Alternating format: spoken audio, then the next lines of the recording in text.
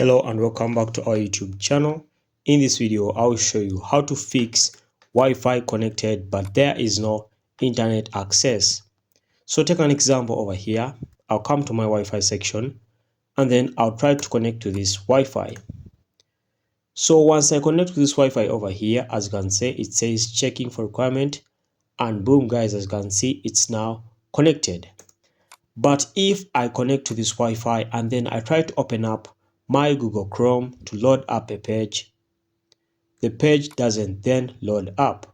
Alright, so let's try it out and see. Okay, so quickly I'll just come and close this. Alright, so now opening up my Google Chrome browser.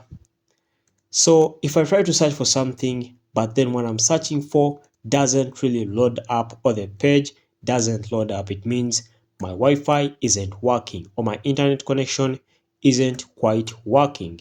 So what are you going to do to solve this? What you'll do is simple. You have first come back to the Wi-Fi itself. Okay, so once you come back to the Wi-Fi itself, you have to come to its properties. So when you tap on properties, it will then load up in the settings icon over here, and then it will take you to your PC settings. So once you come to the properties over here, you have to first come and then turn it off. Once you turn it off, you can then go back and then try to reconnect. So the first step is to disconnect.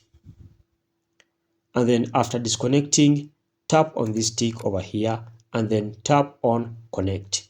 And once you connect for the second time, try to open up your Google Chrome to see if what you can search for can load. So I'll search for this HelloFresh, and as you can see right now, it shows the internet is working and it has finished loading.